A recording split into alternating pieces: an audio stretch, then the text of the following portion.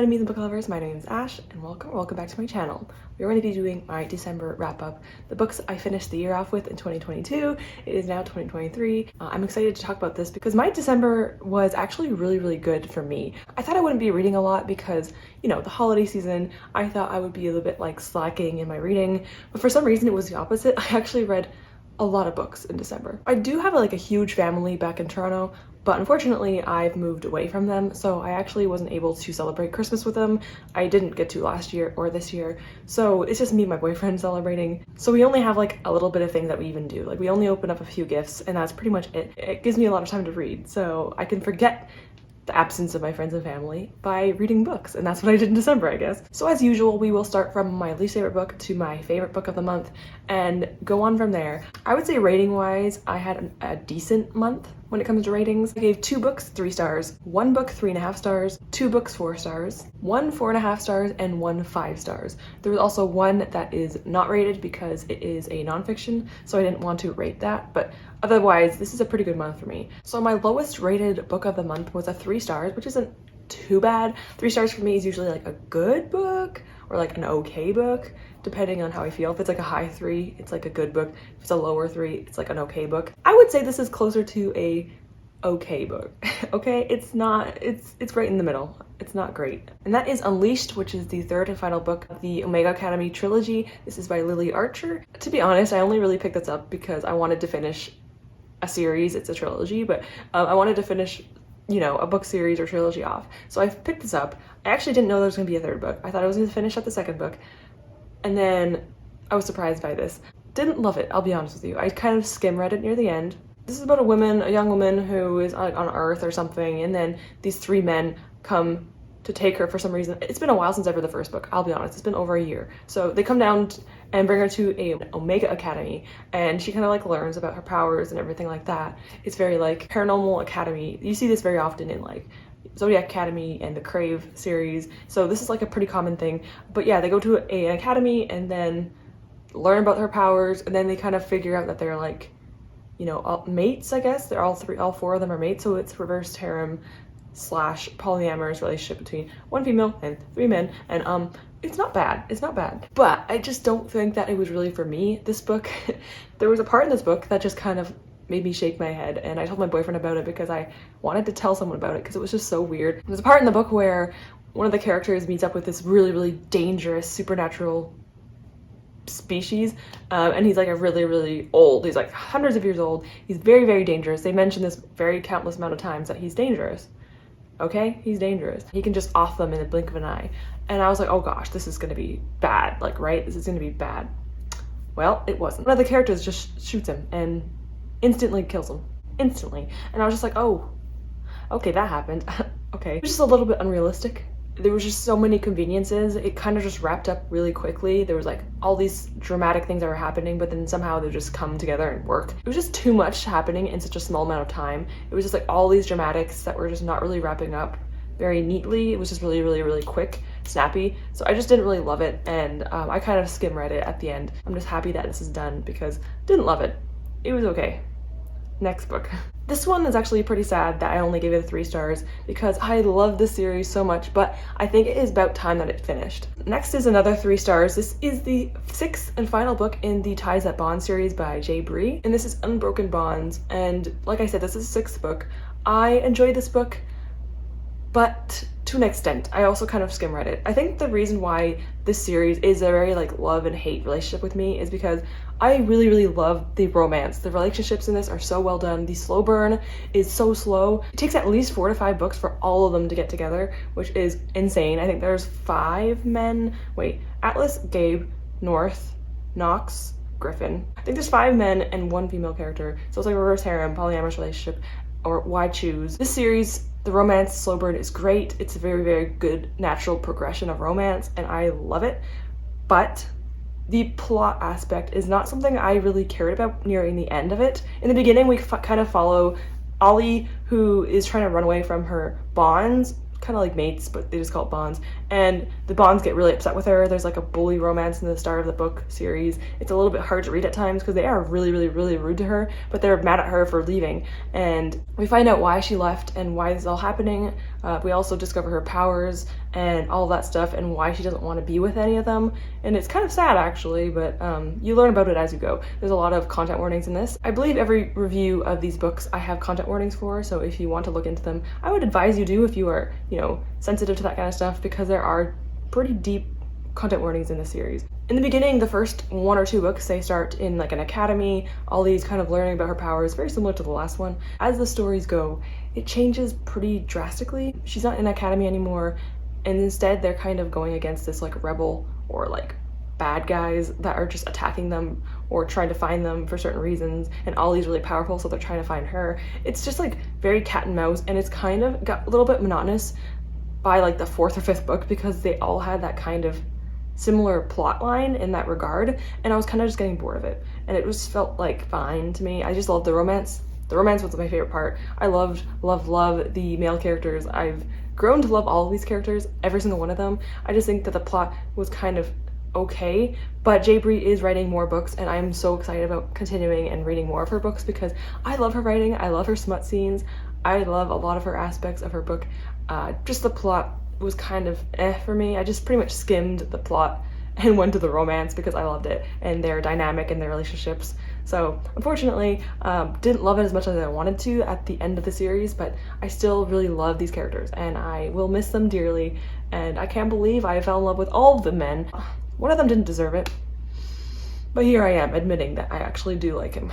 The 3rd book I gave a 3.5 stars. I actually talked about this more in depth in my last wrap up because the book already came out in December and I wanted to make sure I put a wrap up of it and give a review of it before its release date. So this one I already did a whole like section of, so I'm not going to talk too much about it, and that is The Fall of Souls by R.A. Moreau. This is a debut novel, and it is a Nubian retelling or reimagining actually of a female character who comes in contact with Ra. He protects her and is kind of like her bodyguard while they make their way to the Hall of Judgment for certain reasons. It's not really a hate to love. I would say it's more like a irritation to love. It's like they kind of banter and bicker, but there's never really like a hatred or anything like that. I think like hate to love is way too overused, but even though I do enjoy it, I think it's a little overused. So I would not say this is hate to love, but it is kind of like they kind of like have a little, you know, bickering back and forth, but you could tell that there's like that really good tension between them, and I really enjoyed that aspect of it. I really loved Ra. He was something else.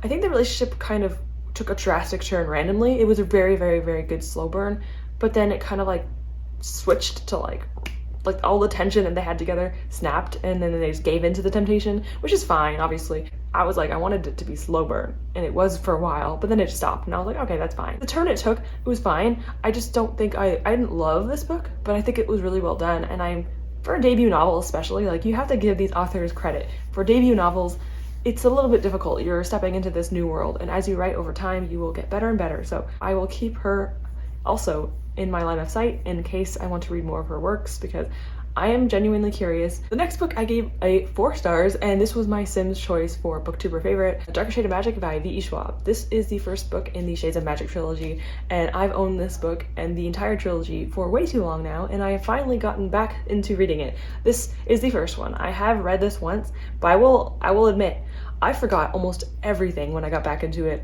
It was all new to me. I was surprised countless times, and I am really happy about that because it was really nice to be back in this world and kind of just forget everything. My first recap of this was technically wrong. When I did my TBR video, I said that this is like Kel going into Black London. No, that doesn't happen. This is about Kel, who is capable of traversing through different Londons. There's 3. There's grey, white, and red London, and he's able to go between these Londons. Then there is Black London, which is a London that is closed off from the rest of them because magic has essentially overrun it and it is dangerous to be going there. It's been closed off, no one can go there. And something is found from this London that makes it maybe potentially possible to go back, and it is very, very, very dangerous. And so Kel is kind of discovering that. We also meet Delilah Bard, who is a girl who wants to, you know, travel the seas and become a captain of her own ship, and she meets with Kel, and there's like a little bit of romance between them. I don't mind the romance in this book. It isn't too touched upon, and it isn't too like in your face, so I don't mind it. I think that there definitely feels like a YA aspect to this book. I'm not reading much of YA anymore, but it was really nice and refreshing to read a book that I could just fly through, and I definitely did with this book. I mentioned this in my TBR video, but Holland is one of my favorite characters. I also love the prints. I love like all of these characters. They're really, really interesting. And yeah, I'm excited to kind of just go through it and meet more characters because I've seen some artwork of other characters I've never seen before, and I'm excited to meet them. Next is my 4-star of the month. This one is something I've been talking about forever, so I will not get too in depth of it, but that is Brissinger by Christopher Paolini. This is the 3rd book in the Inheritance cycle. There is 4 books. I'm reading Inheritance right now. Chunky book. These are all chunky books, but that's fine. This was a pleasant surprise in comparison to the first 2 books. The first 2 books I gave like a lower 3. It was okay. Didn't love them, but this one, a solid 4. This one was a lot better than the first 2 books. I think that Christopher Paolini definitely kind of aged up into his writing when you get to this book, and this one is probably makes it a little bit more worth reading the series for, because didn't like the first 2. I was so close to DNFing. I told my boyfriend, if I do not like this one, I am not continuing, and I did like it, so I am continuing it, and I will be finishing the series this month in January. So finally got to this, finally finished it. This took me about a month and a half to finish because it was a lot for me. I always mention this, Dragon Rider, high fantasy, YA series with like elves and dwarves and magic systems and riding on top of dragons. It's pretty cool. Only one left.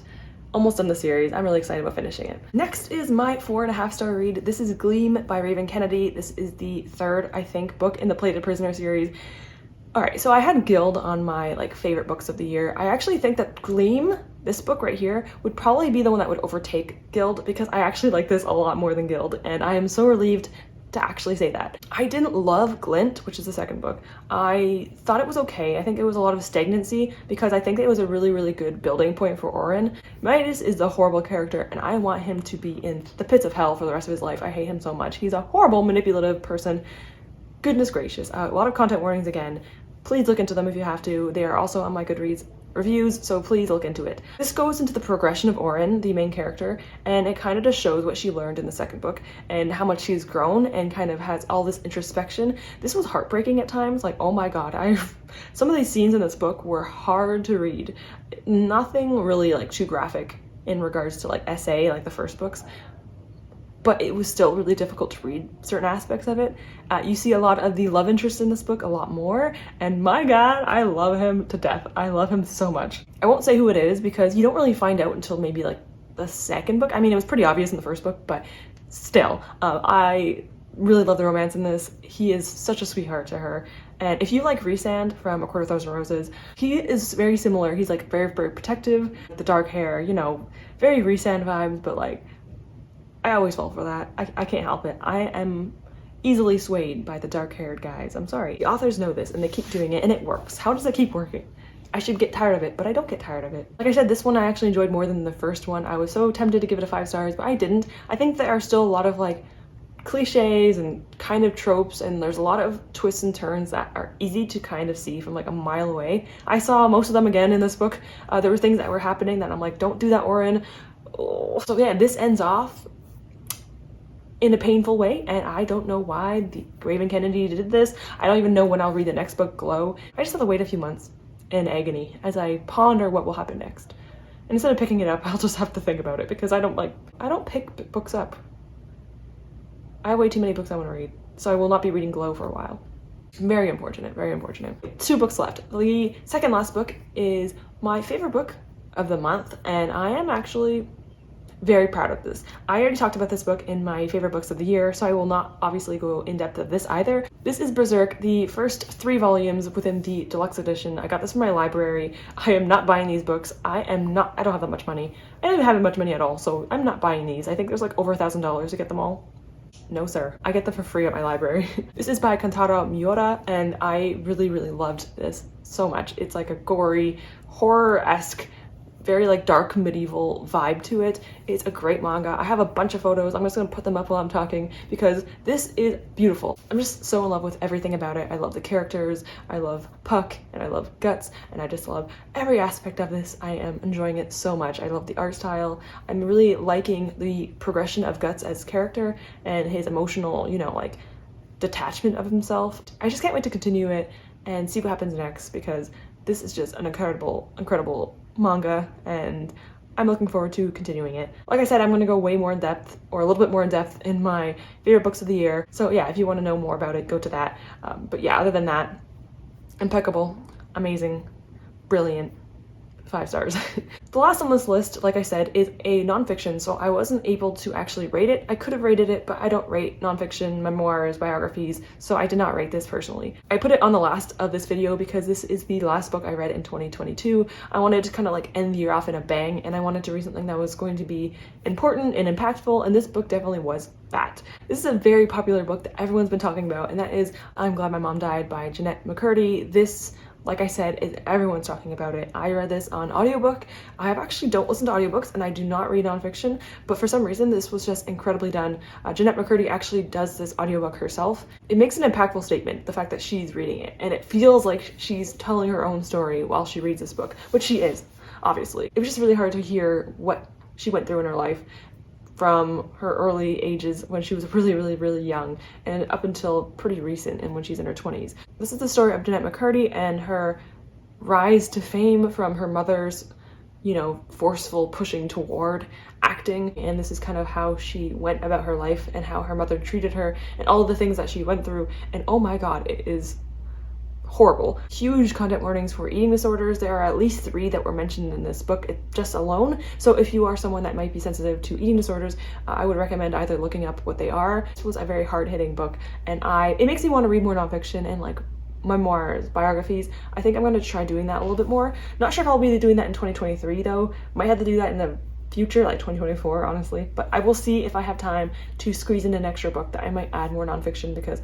I think that these are just important. I think that they are very meaningful and impactful to learn about things like this, because these things happen in the acting industry, in the music industry. A lot of younger people grow up with addictions and eating disorders because of what people have pushed upon them or what society has pushed upon them, and you know, like the unrealistic standards of a lot of things. I think this is very important, and I'm very happy for Jeanette McCurdy that she's able to write her own book and tell her story. I'm glad that she's now becoming popular for her book instead of being popular for her role in acting when she was younger. Amazing job for her. I hope that she's doing better. And honestly, this book is amazing. So definitely do recommend it. And with that, that was my wrap up for December. I read 8 books, like I said. I will put them up here. So I will put my TBR, so what I was supposed to be reading this month, and then I'll do my after of what I actually read this month. Honestly, very proud of myself. I read everything I wanted to read, and I also am proud that I was capable of reading 1 extra one. So yeah, for December, for a very holiday driven month, I did a pretty good job, and I'm pretty happy with that. Like I said though, I probably was just hiding behind books because I didn't have, you know, friends and family around, but you know what, it works. So thank you all so much for watching. I hope you all had an okay December, regardless if you had a good December or bad December, good reading month, bad reading month. I hope you're all doing well, and let's hope that 2023 will give us a lot more luck with our reading, and hopefully we reach our reading goals and just our goals in general. So as always, thank you so much for watching. I hope you have a great reading month, and I hope you have a great day, and I hope to see you all soon. Goodbye everyone.